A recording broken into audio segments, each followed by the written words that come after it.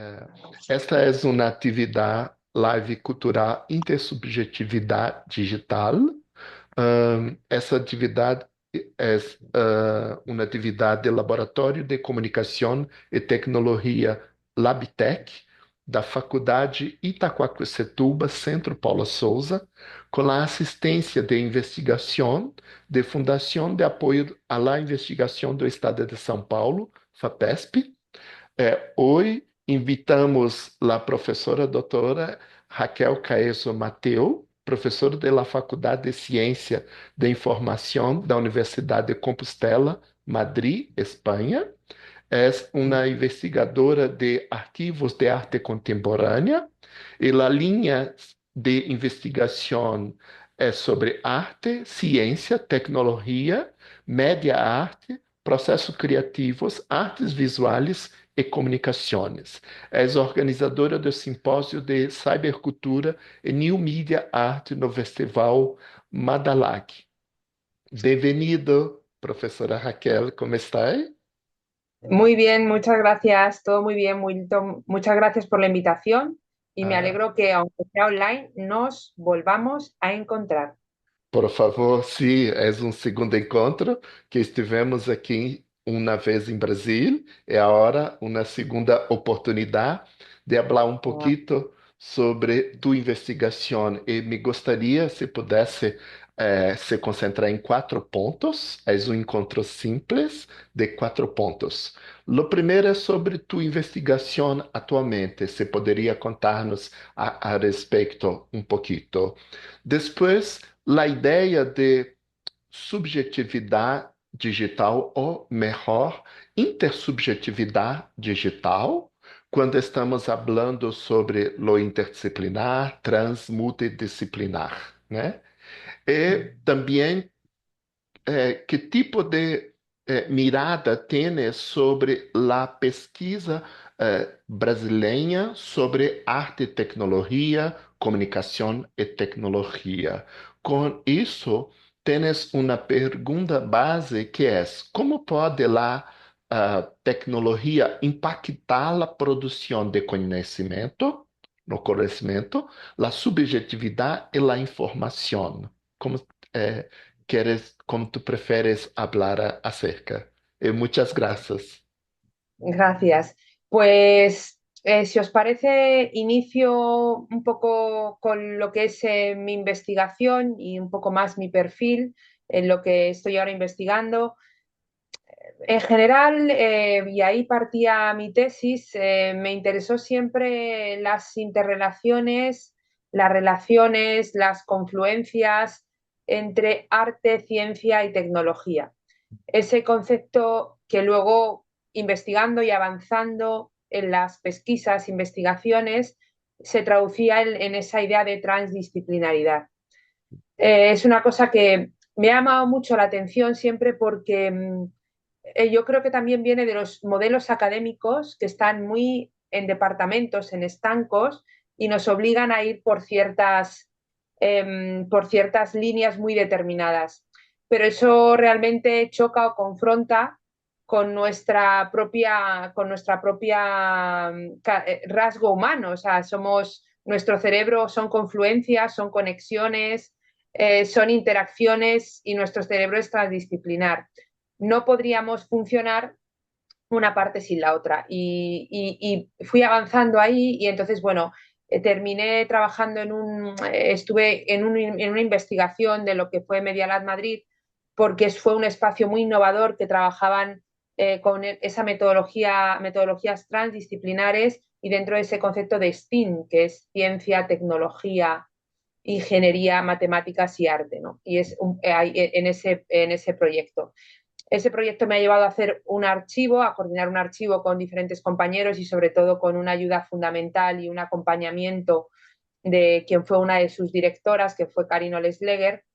Y ese archivo, bueno, la idea era preservar, hicimos un trabajo de archivística y también reflexionar y trabajar en torno a la preservación, la obsolescencia del arte de los nuevos medios. Surgen derivas de estos proyectos y es también ponernos en red en el tema de las visualidades y en el concepto de tecnodiversidad, que es uno de los conceptos que nos reunió ahí en Brasil, Sí. ay, se me va ahora el lugar donde nos reunimos. Marabá, Marabá. Marabá, perdón, Marabá. El encuentro en Marabá, el concepto de tecnodiversidad que para mí fue fundamental y el tema, y aquí hago ya el llamamiento, ¿no? El tema de que reunamos esas visualidades en los espacios iberoamericanos a través de nuestros archivos y nuestros trabajos de artes y nuevos medios para reivindicar esas visualidades que de alguna manera están muy empoderados desde el mundo anglosajón. Nos cuesta mucho mostrar nuestros trabajos y ese concepto también que viene de Colombia, como trabajo con ellos con archivos, esas tecnologías de la resistencia y otro concepto y otra manera de entender y trabajar la tecnología, que al final es lo que viene a recoger ese concepto de tecnodiversidad. Y fijaros lo importante que es en un momento como ahora, donde nos acabamos de enterar que el dueño de X prácticamente va a gobernar Estados Unidos y la tecnodiversidad va a estar más en riesgo aún, ¿no? El poderoso de la gran red social va a tener un poder muy fuerte en uno de los países que tiene más influencia y poder, ¿no? A nivel internacional. Entonces, todo lo que podamos trabajar en el ámbito digital y desde las artes y la cultura, que es una manera fundamental de educar la mirada y de aportar otras miradas y aportar a un mundo tecnodiverso, pues es fundamental, ¿no? Entonces, yo en este trabajo de archivos, de arte y nuevos medios, nuevas tecnologías, pues sí aprovecho para que pongamos todos nuestra atención en juntar las visualidades de una mirada y una visualidad y unas tecnologías iberoamericanas que aporten una mirada diferente a esta hegemonía que parece que viene ya a invadirnos, ¿no? Con lo cual tenemos bastante trabajo desde el mundo de las artes, las tecnologías, lo digital y la cultura, y desde la universidad y la investigación para aportar en esa dirección.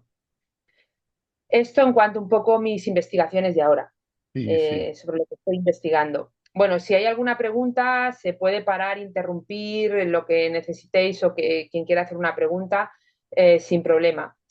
Me preguntabas también sobre el tema de la tecnología en el conocimiento, el impacto de la tecnología en el Sí. conocimiento contemporáneo, que es un tema muy amplio, complejo. Yo sé.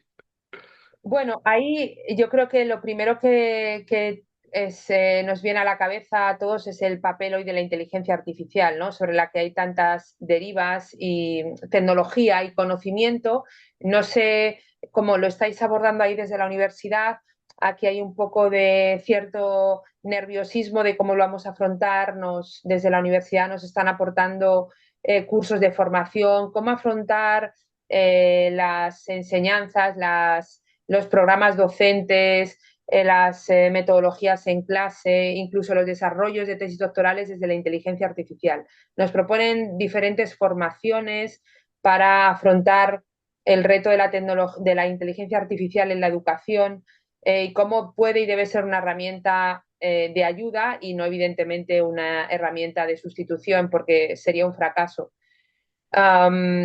Yo, como tengo un enfoque muy humanista desde las humanidades, de este diálogo con las tecnologías, y porque en el fondo las tecnologías parten de nosotros y vienen de nosotros, no vienen del más allá, es cierto que ya tienen ese proceso de autoaprendizaje. También están diciendo algunas voces, el otro día en una entrevista que oía, que también pueden aprender la emoción.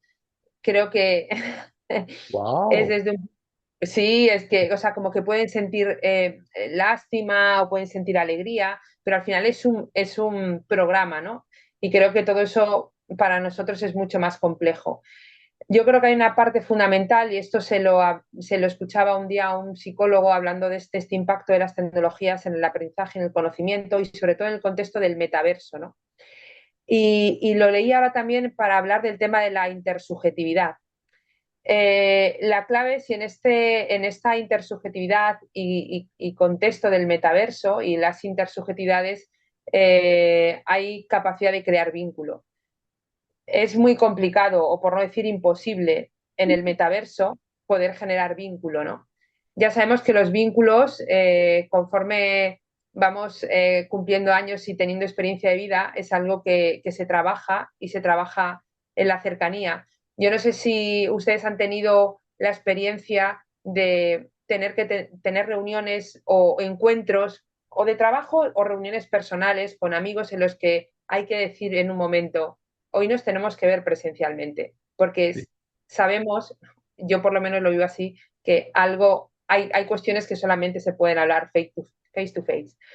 Entonces, el tema de la inteligencia artificial, y ahora vuelvo a lo de la intersubjetividad, para mí siempre yo lo he entendido hasta ahora desde estas reflexiones y de todo lo que se está escribiendo en torno a la tecnología, a la inteligencia artificial, yo lo entiendo más como una inteligencia expandida, es decir, hay que buscar estrategias que nos ayuden a ampliar nuestra experiencia de conocimiento, de vida, y evidentemente no una herramienta de sustitución, porque para mí hay una pregunta clave y es si una de las intenciones, lógicamente, de la inteligencia artificial es imitar el funcionamiento de nuestro cerebro, la clave es que todavía no sabemos en gran medida cómo funciona nuestro cerebro.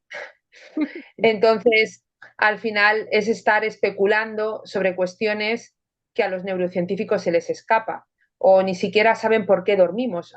Esta pregunta que nos hacemos de niños, ¿por qué dormimos? Sí, porque hay que descansar, recuperar el cerebro ya, pero podría hacerse sin dormir, ¿no? Por ejemplo. Y esta pregunta no es mía, es una pregunta de Rafael Yuste, el neurocientífico que inició el proyecto Brain, este proyecto que fue una apuesta de Obama en su momento y era mapear la actividad cerebral, conseguir mapear la actividad cerebral, ya estamos muy cerca de ese mapeo, pero él se hacía esa pregunta cuando inició este proyecto. Entonces, si uno de los mayores neurobiólogos contemporáneos no sabe responder a por qué dormimos, me resulta muy complicado poder pensar que se está creando una inteligencia artificial que va a imitar a un cerebro que no sabemos cómo funciona. Con lo cual yo creo que hay que buscar estrategias para que nuestros procesos de aprendizaje y conocimiento se amplíen y nos dé posibilidades y herramientas que nuestro cerebro, por ejemplo, yo creo que una parte fundamental es el procesamiento de datos. Y esto es una reflexión en el libro de Culture Analytics de Lech Manovit. Él precisamente dice, bueno, nosotros podemos utilizar una herramienta de inteligencia artificial para hacer un análisis a lo mejor de las portadas de Times durante 20 años, ¿no? Y analizar la cuestión de género o la cuestión gráfica o la cuestión de qué personajes han aparecido y nos puede hacer ese análisis de datos en 2 horas, pero la interpretación nos pertenece a nosotros. Entonces, yo creo que esa confluencia entre esas máquinas que procesan muy rápido y nuestro background experiencial y emocional, porque no hay que olvidar que el conocimiento, y no el conocimiento, sino el saber, es una confluencia de lo cognitivo, lo sensorial y lo emocional. Entonces, yo creo que buscar esa confluencia, esa fusión, ¿no? Esa confluencia, esa sinergia, es lo que puede hacer que nuestro cerebro se amplíe y la herramienta de la IA en el conocimiento pues sea una herramienta muy potente para avanzar en el conocimiento, ¿no? Ese es un poco mi planteamiento y mi punto de partida a la hora de qué papel puede tener la tecnología en la producción de conocimiento, ¿no? Tiene que ser una herramienta compartida, una herramienta que esté estratégicamente diseñada en nuestras metodologías para posibilitar nuestro acceso al conocimiento y nuestros trabajos de generación de conocimiento, ¿no? Así lo veo yo. Y la otra pregunta era sobre intersubjetividades. Sí. ¿Sí? ¿Voy bien? ¿Voy más despacio? No, está ahí muy bien, muy interesante. Está ahí tranquilo. Ok, ok. Bueno, la intersubjetividad al final es cómo nos conectamos las personas, cómo Sí, nos conectamos y cómo nos comunicamos. Y cómo al final tiene que ver con la conexión, con conectar. Y eso es un 3.0, eso es un más allá. Y la intermediación de la tecnología, pues yo creo que tiene esa parte positiva de poder multiplicar esas conexiones en tanto en cuanto, pues podemos estar ahora hablando con Brasil, España, Sí, y podemos compartir visiones sobre vuestras pesquisas. A mí me gustó mucho el concepto de tecnodiversidad. Aquí en los encuentros que se están haciendo de arte, ciencia, tecnología, nuevas tecnologías, tecnología digital, no es un concepto que se esté trabajando especialmente y a mí me encantó y me gustó mucho el poder profundizar a partir de este autor chino que es Hun Hui o Hun Will, Will. esto, este autor, y entonces a mí me abrió ahí una ventana sobre el concepto de tecnodiversidad. Y me gustó mucho, o sea, a la hora de también, que creo que era otra pregunta, y ahora vuelvo a la intersubjetividad, era otra pregunta, el tema de la investigación en Brasil, bueno, pues creo que eso es un concepto muy potente en un país tan grande y tan diverso como Brasil. Sí, Y luego me interesó mucho el enfoque que teníais de los Media Lab, ¿no? Porque sí tenía, yo lancé una pregunta ahí a Cleomar sobre el enfoque social, o sea, si era un enfoque abierto, ciudadano, conectado con la ciudadanía, y bueno, el concepto y el enfoque estaba trabajado así. Y eso me parece fundamental porque hablamos mucho, como estamos haciendo ahora, de la tecnología. Nuestras vidas están rodeadas de redes sociales, de tecnología, pero no hay tantos espacios para reflexionar y no hay espacios de encuentro para el ciudadano para educomunicar, alfabetizar y compartir las problemáticas del impacto de la tecnología en nuestras vidas, ¿no? Ni siquiera los museos contemporáneos. Ahí no sé cómo está esta cuestión, pero aquí, por ejemplo, en España los museos de arte contemporáneo no contemplan en sus colecciones permanentes muestras de todo el trabajo que han hecho los artistas durante las últimas décadas en torno al impacto de la tecnología en nuestra sociedad, que hay trabajos con una mirada crítica muy potente y que sería sería un material y un trabajo fundamental que estuvieran en nuestros museos de arte contemporáneo para educar la mirada de los jóvenes y del futuro, ¿no? De las nuevas generaciones. Los museos son espacios para eso, también para educar la mirada, y resulta realmente sorprendente que queramos alfabetizar a nuestras nuevas generaciones y realmente en los ámbitos educativos haya muy pocas asignaturas que aborden, no haya una asignatura obligatoria o una materia obligatoria, y que en los museos no haya este tipo de material que eduque a las nuevas generaciones. Entonces, ese concepto de lab me parece fundamental. Yo creo que tenía que haber un Media Lab en todas las ciudades, barrios, distritos, donde fueran espacios de encuentro y sí. la gente de alguna manera se pudiera apropiar de esa tecnología para tener una mejor vida, o sea, para enriquecer su vida, y no finalmente que estemos atrapados en las redes que nos imponen y que hace imposible muchas veces que pues estas nuevas generaciones estén ahí, y los que ven y los de antes también, que estemos atrapados ahí en esas tecnologías. Entonces, me interesó especialmente el concepto de tecnodiversidad, que como digo, en el contexto latinoamericano, en Brasil, un país tan grande y tan diverso, que aborde ese tema me parece fundamental. Y más aún un día como hoy, donde ya sabemos y confirmamos que X va a dominar medio mundo, por no decir el mundo, con lo cual el reclamo tan insistente que hace en su investigación este investigador sobre la tecnodiversidad tiene que ver hasta con otro orden mundial, otro reparto de la riqueza, otro modelo de producción. O sea, tiene unos alcances muy potentes la investigación de este investigador chino, ¿no? Entonces, el tema de la tecnodiversidad me interesó mucho y me ayudó a introducirme en ese concepto y a leer los textos de este investigador, y el concepto de Media Lab, que tiene un enfoque social, ciudadano, Sí, ahí sí, pegado a pie de tierra, y que es un lugar y se concibe como un espacio de reflexión y de encuentro en torno a la tecnología. Así es que eso también me interesó bastante. Y luego lo de la intersubjetividad, vuelvo un poco al principio, ¿no? La intersubjetividad, que es conectar e intercambiar, conectar con las personas, ¿no? Que es como el centro de la comunicación, Pues yo creo que hay algo que se nos escapa y esto está hecho también por un estudio de un psicólogo, que lo comento porque es una entrevista que escuché hace poco y era un estudio donde realmente se mostraba que el metaverso no genera vínculos. El metaverso no genera vínculos, ¿no? Y entonces, si no generamos vínculos, no puede haber intersubjetividad. Tiene la posibilidad de poder conectar, intercambiar experiencias como ahora, que de otra manera no serían posibles. Sí, Y sí. llegar a ese lugar donde no se podría llegar si no fuera por la tecnología.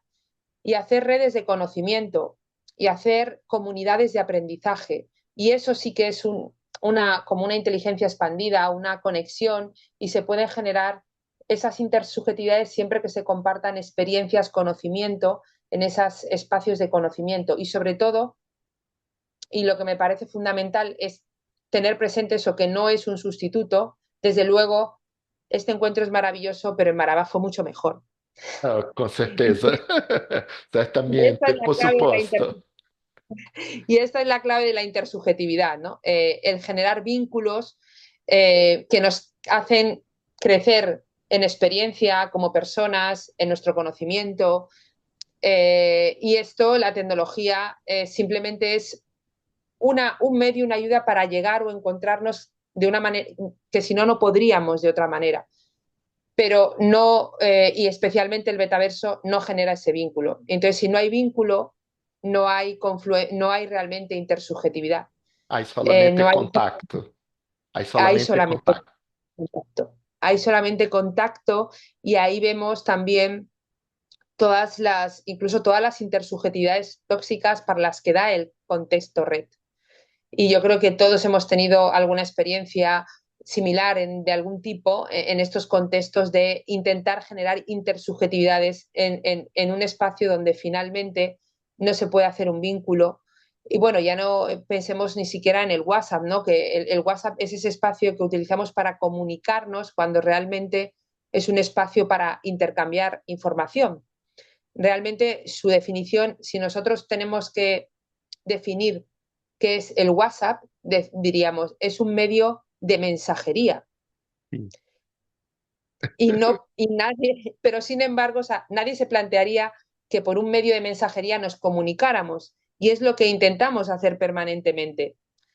Entonces, ahí está una muestra más de que no es posible esa intersubjetividad en un contexto donde no nos podemos escuchar la voz, salvo que mandemos un mensaje de voz, donde no podemos mirarnos a los ojos, ver nuestra expresión y lanzamos mensajes a personas que están en momentos y lugares que no sabemos cómo los encontramos, ¿no? Entonces, la cantidad de malentendidos y conflictos que surgen en WhatsApp surgen por intentar usar ese espacio como un espacio para lo que no es. Y realmente es un espacio de mensajería instantánea. Se pueden hacer muchas cosas y es maravilloso que podamos estar conectados desde la otra parte del mundo que de otra manera no podríamos.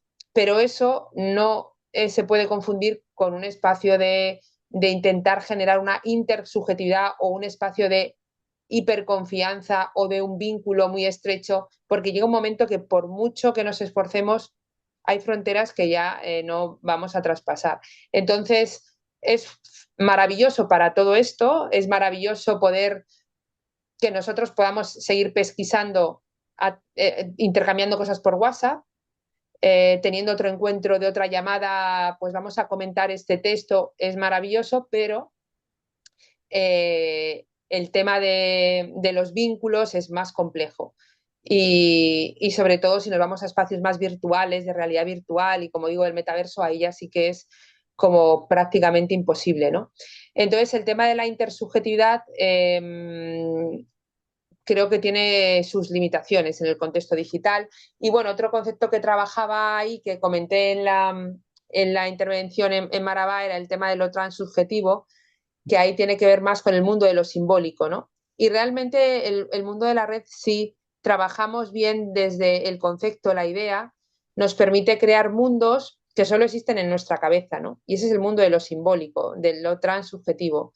Y yo creo que hay ese espacio donde, como digo, se pueden crear realidades que nunca existieron, que no necesitamos un referente, no necesitamos un análogo, como sería la tecnología analógica, sino que tenemos un mundo de ceros y unos donde podemos crear todo aquello que incluso nunca existió, como más solo en nuestra cabeza, ¿no? Y yo creo que eso es el espacio de lo simbólico, es el espacio de la creación, de las artes, y yo creo que ahí en ese sentido la creación artística tiene, para mí, bueno, al final todo el campo de lo digital es un cambio de paradigma total y, y desde luego tiene, o sea, atañe a las artes, afecta a las artes directamente, ¿no? Ese cambio de paradigma.